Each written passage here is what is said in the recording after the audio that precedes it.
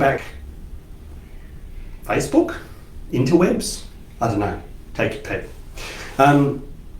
To preface a little bit, well, actually, for those of you who didn't watch the very short video last week, just obviously I am Mike. I say obviously because hopefully if you're looking at this, you know that I'm Mike, but let's just go past that. So this is kind of the first real conversation about some of the topics we're going to be talking over for the next kind of 6 or 7 weeks.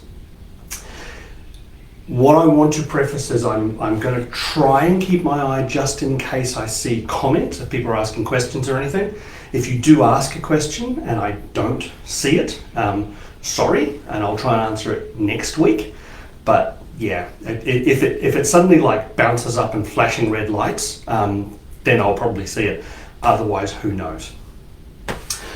Okay, so today, really what I wanted to do, I suppose, was get a little bit more of a little bit more in-depth introduction around what anxiety actually is, but also kind of taking stock and having a little bit of a reality check about what anxiety is versus what anxiety is supposed to be according to what people tell you, and what anxiety actually is versus what people think it is, and a little bit of kind of that exploration. The other side of it will be very much talking a little bit more and a little bit more in depth about ACT, acceptance commitment therapy.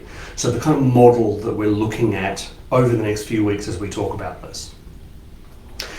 I do have a couple of kind of slidey things that, if I could work technology, would totally be this really awesome like background, or it would be these slides that suddenly appear in my face. But this is me, so if I need to, I'm just going to like hold them up in front of the camera, and it's going to be really awkward and really uncomfortable, but we can all just pretend that it's this really cool transition thing happening. Yep, cool. Okay, so realistically, I suppose the beginning kind of piece that I want to look at is really understanding a little bit more about what anxiety is. So anxiety, you hear it thrown around a lot. It's very much kind of a thing that a lot of people will talk about. However, I sometimes wonder if we understand all the different facets of it. So the biggest thing that needs to kind of be considered, at least, is anxiety is hand in hand with fear, right? So there is a very much an emotional base to anxiety. One way I suppose you could consider it is fear is kind of the heart base, and anxiety is what your head then does with it. However, it's all tied into the idea of the fight-flight reflex. Now, most people have heard something about the fight-flight reflex, but I did want to expand on that a little bit just to get a really clear understanding so we're all on the same page when I'm talking about fight-flight, what it kind of means. So, when we talk about the fight and flight, this is a physiological, automatic or autonomic response to a threat. Now, I am going to show you my little picture because this is like my favorite picture ever, and if I had the slides, it'd be great. But this is what I refer to as angefloof.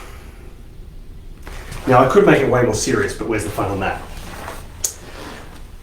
Because the fight-flight reflex, it is very much this kind of cave person level type stuff, right? When you go back far enough, the fight-flight reflex was specifically designed to deal with a physical threat. It was designed for angefloof. It was the saber-toothed tiger at the front of the cave. Because when the saber-toothed tiger arrives, we need to deal with it in probably one of 3 ways: fight, flight, and freeze. Those are the 3 main ones. Fight, I need to actually get up, I need to throw a rock at it, I need to throw a chair out, I need to deal with it to make it go away. Flight is I need to leg it. I need to get as far away from this threat as I can. Freeze is this kind of middle ground bit where I need to don't look at it, don't make eye contact, don't breathe loudly. Basically hope that it thinks I'm dead by sitting as still as possible. Because all 3 of these things are attached to a safety. This is what the fight-flight reflex is. This is what this whole concept of the autonomic response, the physiological response, it's all about safety. So safety is this idea of, that's a really bad sentence. Let's just pretend I didn't say that. How fight flight fits with safety is, if I fight the threat, it goes away and then I'm safe. If I flight from the threat, I run away and then I'm no longer present, and that means I'm safe. And freeze, as I said, the idea is do whatever is required to make it think I'm dead, to make it think that I'm not worth eating, that I'm not actually edible, whatever is required, because it'll leave me alone, and then I'm safe. So the whole concept of the fight, flight, freeze reaction is about trying to create safety for myself. Now, that is based on fear, right? That makes sense. There's a physical threat, I feel the fear, this is what happens in my body, and there is a range of stuff that happens in the body that we could possibly look at in another kind of couple of weeks' time. That then drives what I'm doing. Sorry, I keep looking this way because that's where my door is, and normally when I'm talking about fight flight, I'm talking about at the door. I've got to remember I could be looking anywhere. So, let me take stock. The concept of the fight, flight, and the freeze is a fear response. Anxiety is attached to that.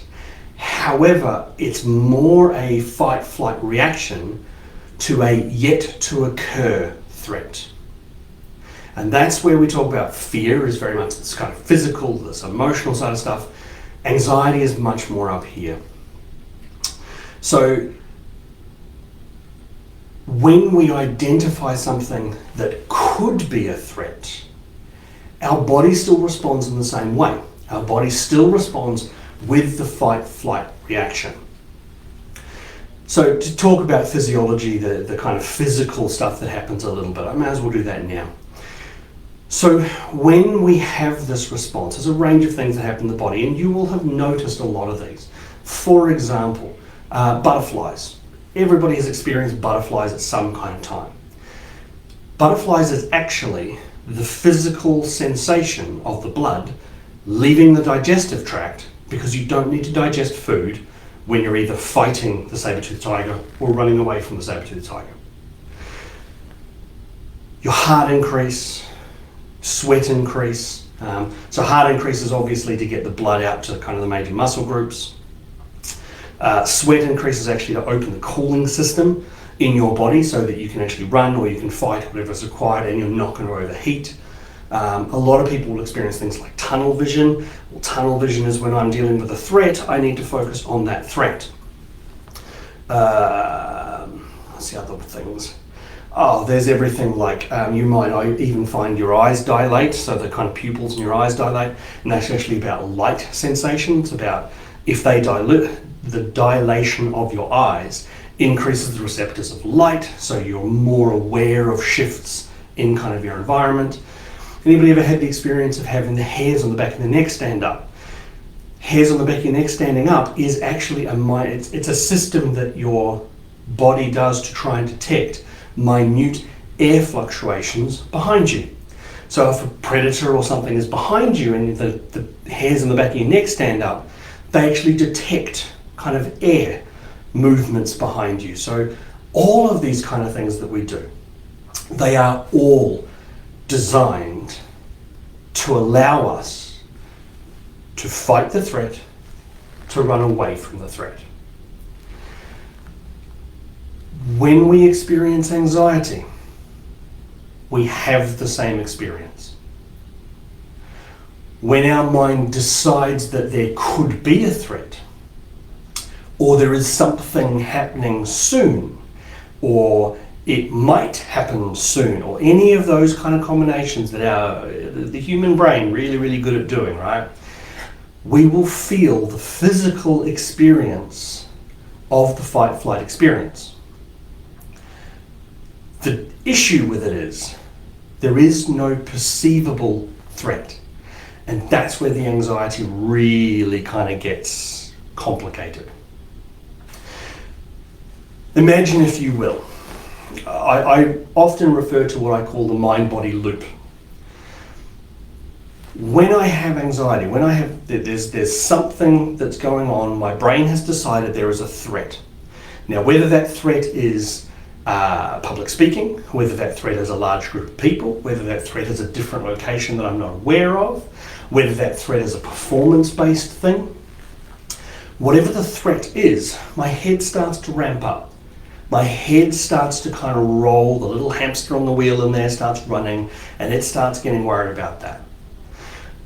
Then what happens is my body notices that and goes, holy crap, we've got to get amped up, right? The head's looking for a threat. There must be a threat here. We've got to amp up. We've got to get ready.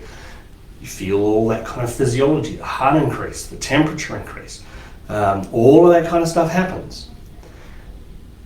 Unfortunately, loops back, and the head actually then goes, we were right. So there is something to worry about. Look, the body's getting ready for a fight. It's getting ready for a threat. Something's going to happen. I don't know what it is yet. Quick, really start to look for what might be going on. And then the body goes, the head's just increased. It's wrapped up even more. There's really a threat here. We've got to be really ready for it. And along that little loop it goes. The downfall, and what sometimes can happen in the other direction, is if our body experiences something that is similar to the fight-flight reaction. So if I am in a room that's really warm, or something has happened and my heart has just kind of increased for whatever reason, the body starts to almost, it's not preparing for a threat, but some of the stuff that happens feels like it's that kind of fight-flight reaction. And then the head feels that the body's done something and goes, what have we missed? Quick, look for a threat. There's a threat here. The body's ready for something. We've got to get ready for this threat. So it starts looking for a threat in the environment. The body then actually becomes kind of aware of what the head's doing and goes, oh my God, we've missed something. Look, the head's looking for a threat. And you can see where that loop goes. So when I often talk to people about this mind-body loop, it's about being aware that it's almost like once it starts, if we're just unconsciously rolling with it, it just keeps looping. The other downfall, and this will very much come into when I start talking about the ACT idea of dealing with anxiety.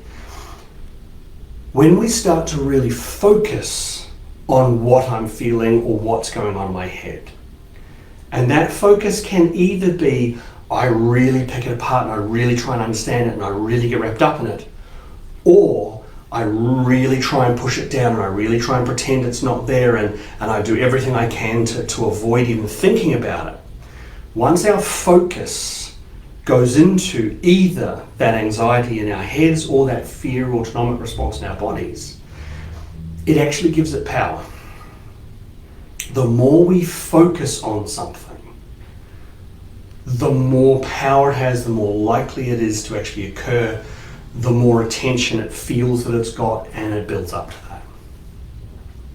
So one of the things that kind of really plays into this idea of the anxiety side, right, the perceived threat, the idea of what is a threat. When it was a saber-toothed tiger at the front door, that was easy to deal with. Like, it's easy to pick, right? Big, furry, sharp teeth, pointy claws. That's a threat. That's easy to deal with. I can work with that. Nowadays, we're not dealing with that. We're not dealing with a clear threat.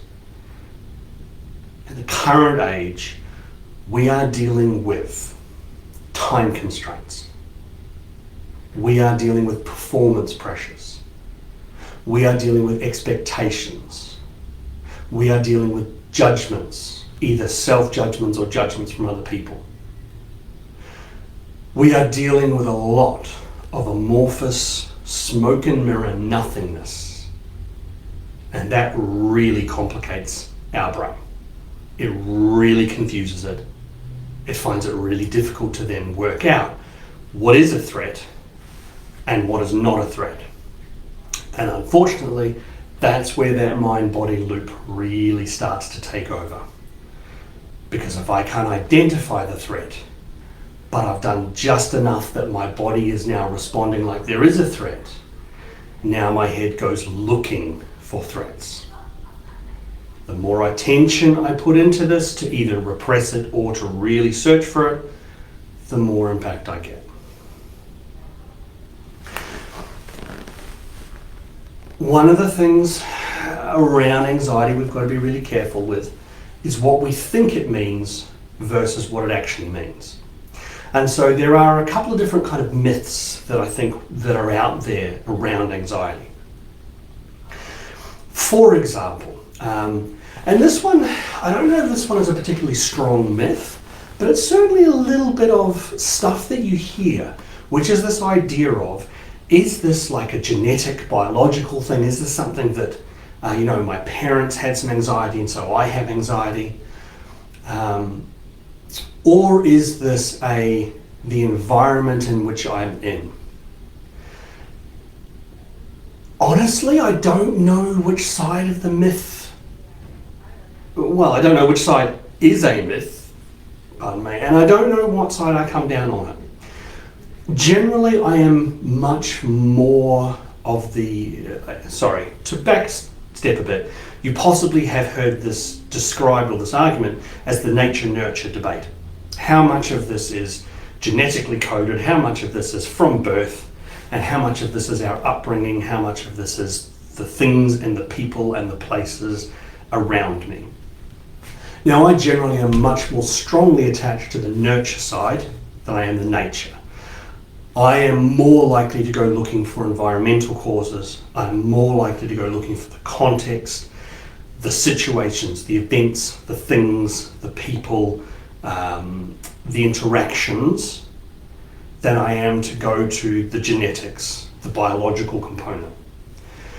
However, I am very strongly in the belief that there is a component there.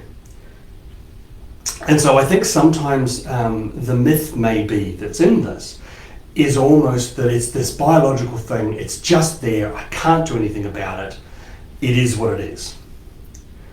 Except it's nowhere near as balanced to that. It's more, it's there and I hate it and I wish it wasn't there and right. It's never a nice balanced, it is what it is kind of process. So I suppose it's just bearing in mind or being very aware in terms of that myth that anxiety is a little bit of both. There are going to be some kind of biological or hereditary or genetic component. When I talk about it, I will be talking about it much more from the perspective of an environmental context. Things that I have learnt as I've been growing up, messages I receive from other people or from events. I feel much more like it's an environmental thing. That doesn't mean that I'm right. I am not emotionally attached to being right, I don't think. But this is how I consider it. So bear that in mind as I kind of talk through even over the next few weeks. This is that perspective that I take quite strongly. I think the important thing that needs to be phrased though is this idea that anxiety is abnormal, that there's something wrong with it, that it's not normal, that all these other people out there don't have anxiety, it's just me, all of that kind of stuff. And I want to nip that in the bud very, very quickly. Anxiety is not abnormal. It's not comfortable. Not even close to comfortable or enjoyable or anything else. But it is certainly not abnormal. I don't have the stats. The stats would probably be really helpful at this point in time. But a vast majority of people that I would talk to, and I believe just in the world in general, have anxiety at different times. The difference is, my guess is the difference, is that when people talk about having anxiety, it's got to a level where it's dysfunctional, where it's actually impacting my day-to-day life. Arguably, based on that definition, right, that we talked about before, where anxiety is about the threat that hasn't occurred yet, every person who has to speak in public, Every person who has to go to a new job and meet new people, or has to start a new task. Every person who has to come on Facebook and live stream something and has not done a lot of live streams or any live streams in the past, there will be some anxiety because there's a threat. It's a future threat. It's not a physical threat, but it's absolutely, there's a component that feels like a threat. But that is completely normal. It's completely reasonable, and it's completely rational. My favorite example that I talk about this is public speaking in terms of a rational anxiety. People will talk about public speaking like, oh, you shouldn't be worried about public speaking, it's fine, what's going to go wrong? At a real visceral core level, public speaking is literally moving yourself away from the herd. When you put yourself over and above and outside of the safety of the masses, you are tomorrow's predator poop. Public speaking at a real core level is that you step yourself away from the safety of the herd. While it doesn't make sense, it totally makes sense. And I feel like that's a lot of the time when we talk about the myths of anxiety, we talk about the sense of people going, oh, anxiety is not normal. They're talking about this, it's almost like they have this belief that you're supposed to just kind of carry on and never have any concerns and everything's fine. That is not a natural position for the human body. The human brain is hardwired for survival. Its entire thing is to keep you alive. It'll do what it has to do that. The other thing that I think often comes up with anxiety, and it's attached to this idea, right, of, oh, you know, you've just got to move on, you've just got to keep going. We almost see anxiety as a weakness. And it's not a weakness. Bravery. Bravery is not the absence of fear. Bravery is feeling the fear and continuing nonetheless. Anybody out there who experiences anxiety, whether it's all of the time, whether it's some of the time, what you need to be very aware of is never underestimate the things that you are already doing. Anybody out there with anxiety, you are doing things that are stepping beyond that experience, beyond that anxiety. But your focus, sometimes, your focus is on what's not working. The thing that you wanted to do that you didn't because you were worried. You bypass the stuff that you are doing despite having those fears, despite having that anxiety.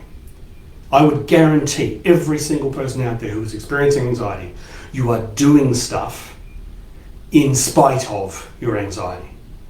It may not be what you want, it may not be the level that you want, but you are doing things. And I think it's really important that you hold that, because that is absolutely a myth about anxiety, that it's a weakness, that it means there's something wrong with you, all of that kind of stuff. The other thing that I think is a myth kind of around anxiety, and it ties into this as well, and it's more about a terminology thing. Because I feel like a lot of the times when people say, oh, you need to manage your anxiety, they're saying manage, but what they're not saying is beat. When somebody says you need to manage your anxiety, what they're saying is you need to carry on despite the anxiety. You need to beat the anxiety. You need to not feel anxious. See, I don't know about you, but never in the history of calming down has somebody calmed down when told to calm down. This whole concept of I've got anxiety, oh, well, you've just got to go and do this and do this and do that. That's not helping. You're not asking me to manage an emotion. You're asking me to ignore it, to beat it down, to repress it, compress it, put it into this little box so that I don't have to feel it anymore. And that is unrealistic. It is unrealistic, and it's absolutely a myth that that's how you actually need to deal with anxiety. When we talk about that, we talk about this idea of dealing or managing anxiety, there are usually 3 ways that people will try and manage or try and deal with anxiety. None of them are particularly helpful, right? So there's probably 4 ways, because there'll be a way that is relatively helpful. But for a vast majority of people that feel the anxiety is overwhelming, they're going to try and deal with it in 3 ways. They're going to try and distract themselves. They're going to try and use kind of thinking strategies or logical traps. And they're going to try and use avoidance. Distracting, that is basically I'm going to procrastinate. I'm going to find other things to do. One of the things that often happens with anxiety is I'm going to be really busy. If I am a person who experiences anxiety, I am going to make sure that I am doing stuff every second of the day, all the time, because if I'm busy, I don't have time to think about being anxious. I suppose it probably works. It doesn't help the anxiety, but it is a process, right? It is something that will actually work. Thinking, or logical traps. Thinking strategies, logical traps. My favorite one about this is thinking positive. Now, this is a really weird kind of one to be in, right? Some of the other thinking traps or logical strategies is blaming. So blaming myself, blaming the situation, blaming other people. It's kind of excessive problem solving. So it's trying to break everything down into the step-by-step process to manage through the anxiety. Part of that is still kind of ignoring the emotion that's going on. But if I've problem solved, if I've broken everything down, then I can't be anxious. A lot of it can even just be kind of ruminating, just going over and over and over and over the same thing. So there's a lot of kind of thinking stuff, but I want to spend a little bit of time on positive thinking because it's counterintuitive. When somebody says to you, oh, a way to manage anxiety is to just think positive, like think of the good stuff. It feels like that should work, right? It feels like that's this whole, this is great. Like, yeah, I need to think positive and that'll help with my anxiety. The problem is, often when we think positive, not actual positive, think positive, right? Inverted commas, they're the important part here. We ignore the reality. If I'm feeling anxiety, and my entire strategy for managing this, I'm going to think positive. No, I'm going to go to that job interview and it's going to be great and I'm going to do really well and I'm going to get the job. That may happen, but it may not. And if it doesn't happen, what happens to your anxiety? Oh, I'm going to go down to the local gaming store and I'm just going to walk in and I'm going to talk to somebody and it's going to be great and they're going to be really accepting and it's going to be fine. You will go down there, possibly. There will be really welcoming people. But it's not going to be fine. Your anxiety is not going to go away because you're thinking positively. You're going to go in and there might be a couple of people who are really busy who don't notice that you're there. Straight away, your brain is looking for that exception. It's going, see, that didn't happen. Positive thinking is fine as part of an overall strategy. However, I would almost like to suggest, and we'll probably talk about this a little bit more as we go on, I want to almost replace the positive thinking with realistic positive thinking. Because the realistic part is really important. That's the bit that we've got to be conscious of when we are noticing kind of the strategies we're putting in place or what we're trying to do in our heads. And the last type that people use is avoidance. Now avoidance, they are usually your big problematic behaviors. Food, drugs, sex, alcohol, gambling, risk-taking behaviors, speeding, things like that. Avoidance of the anxiety, it's almost like I try and replace the emotions or the fear or whatever's going on with the anxiety with something else. Or I give myself a reason to feel fear and to feel anxious. So sometimes the avoidance, it's almost like a confirmation rather than an avoidance. It's a really weird little interplay there. But avoidance is about, I will do whatever I have to pretend the anxiety doesn't exist. right? So, and it's almost in a nutshell, I suppose. Distraction is, oh, look, there's anxiety. Yeah, but look over there. Thinking strategies or logical problems or logical, I've forgotten what the second word I used was there. Logical traps, that's the one I was thinking. Is more, look, there's the anxiety. But if I can understand it, it will all go away. And the avoidance is very much, oh, look, no, there's no anxiety here to see. Things are fine. Generally, we're going to go with one of those three. Like I said, there's probably a fourth. There's probably this. There are people out there, like I said, right, that are going to be managing their anxiety in different ways, and it actually works to a degree. A lot of the times, those are the three ways that we go to, though. Sometimes they will work in the short term. The issue is they very rarely work in the long term, and so we end up getting just caught in this loop of the anxiety, which then reinforces to us that there's something wrong with me because I'm consistent, and all that myth stuff starts coming out, and it just turns into this big kind of mess in the middle of stuff. So, I mentioned there was going to be a reality check. I also mentioned I like the idea of realistic positive thinking. The reality check here is, for a vast majority of people, we feel like we need to be in control. I talked right at the beginning, fight, flight. It's about safety, right?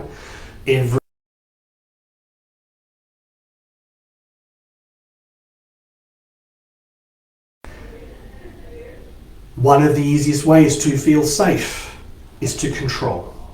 Control myself, control the environment, control the things coming in and going out. So we kind of almost believe ourselves to need to. I have to. Or, and I'll come to this at some point in time, we should be able to control ourselves and around us. Do you though?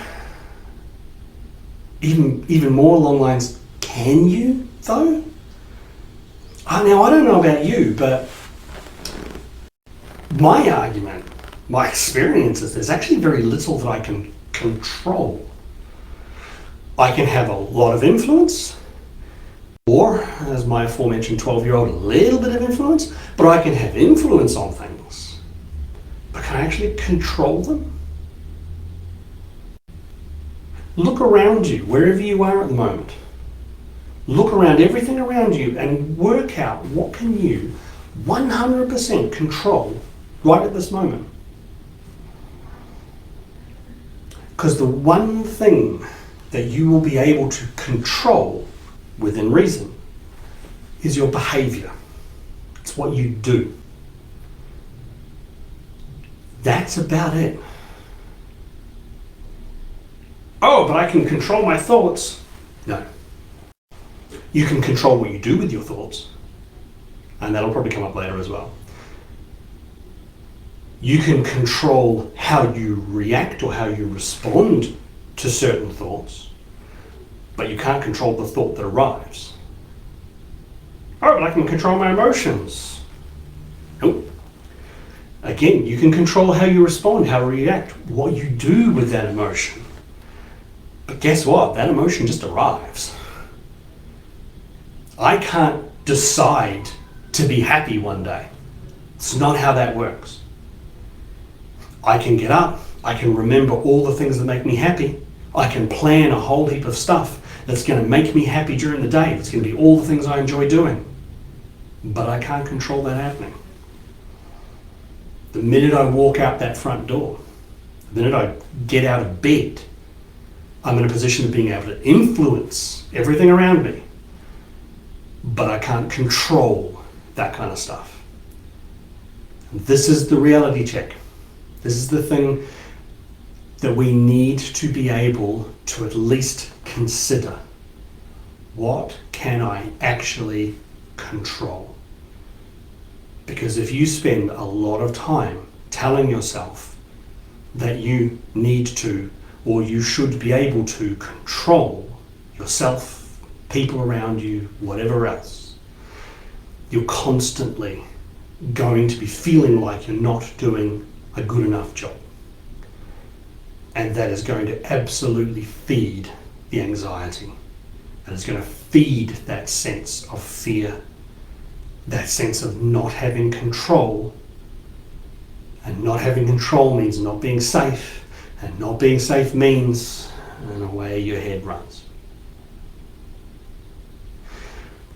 To be clear, this is not doom and gloom, throw everything up in the air, give yourself to chaos, none of that kind of stuff, right? But it's part of the ACT process, which I'm about to go into now, is being able to at least acknowledge, be able to at least recognize the reality of the situation over what we want it to be. So, to look specifically at ACT. ACT, Acceptance Commitment Therapy. So I kind of mentioned it a little bit last week. The principle of ACT is two things to my mind. It's about noticing and it's about being present. ACT is very much about understanding and acknowledging what is happening right now with no judgment and with no expectation. Now, this could feel like it's a pie in the sky thing, right? This could feel like it's, why don't you just tell me to grow wings and fly where I want? I'm not suggesting that just by knowing this or just by starting to talk about ACT, you're suddenly going to go, ping, oh, things are great. That's not the objective here, right? But the objective is understanding that ACT is all about noticing the reality of the situation and being present in the moment. There is an argument, or there is a position that has been taken that a lot of times anxiety and depression, anxiety is the stuff that hasn't happened yet, and depression is the stuff that has happened. And those tend to be kind of where our heads go when we're thinking about anxiety or we're thinking about depression. ACT seeks to avoid those two and to just become present. I can be aware of the stuff that has happened because it's important for me to know about that in order to be able to be present. It's important for me to be able to think about what might happen, stuff in the future. But my focus is still going to be on the present. So that is kind of the cornerstones of ACT. And I will almost always come back to those two things, noticing and being present. ACT holds the position. And it's an interesting one. For example, there's probably an element here where people kind of say, I have to be a happy person. And there are people out there that I have met, that there are probably some people who are seeing this and thinking, I'm a sad person, or I'm an angry person. ACT holds the position that is not a helpful way to be thinking.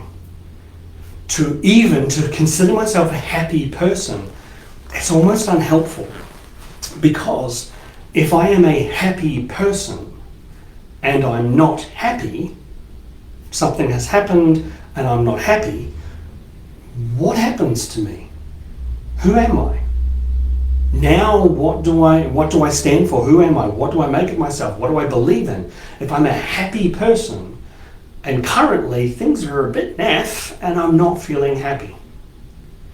So ACT takes this position that emotions are not an integral part of us. They are an experience. Emotions come and emotions go. They are, for want of a better term, like a cloud. That famous line, piece of philosophy, if you will. I tried to catch a cloud, but I missed. The best part of doing that to a camera is if you were all here and you didn't laugh, I'd feel really bad. But I just pretend in my head that you're all laughing right now. It's great.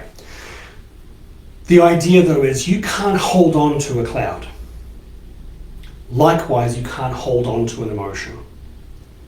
If I have happiness in my life at the moment, and this is the slightly kind of negative side, I suppose, but if I've got happiness in my life at the moment, I can't hold on to that. I can't force that feeling to stay. It's like a cloud. It's just going to go. However, The flip side of that is, if things are feeling really difficult at the moment, if I am feeling really anxious, that is also a cloud. It's not going to stay forever. It's going to come and it is going to carry on. The other side of trying to grab the cloud or the emotion is I can no more push away an emotion than I can push away a cloud. Emotions will come, emotions will go. I have to accept that I can't control those emotions. I can absolutely influence them, but I cannot control them.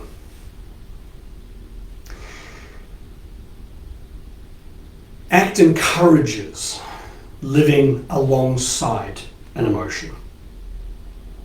Like I said, we don't own that emotion. That emotion doesn't become us. But I walk side by side with that emotion. I can't control it arriving or going, but when it arrives, I can acknowledge it, I can say hello to it, noticing it, and I can walk with it. I can walk alongside it, which unfortunately includes anxiety. I can continue to do the things that I feel like I need to do. The things that I know will help me just get through the day. And the anxiety can come along beside me. But it's just, that's where it is. It's beside me. So it's not taking over. It's beside me. ACT's position on managing emotions, managing anxiety, right? I kind of mentioned previously, managing anxiety for a lot of people out there is, oh, you've got to shut it down and you've got to stop it and brr. ACT's position is managing anxiety. It's continuing to do the stuff that will help me, the stuff that will make me feel like I'm getting somewhere, that I'm completing things, that I'm achieving things, and the anxiety just hangs out beside me. That's managing it. It's not in front of me, it's not in me, it's not behind me.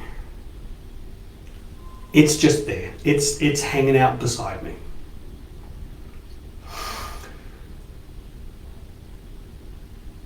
I'm going to leave you with kind of a little snapshotty kind of statement, right?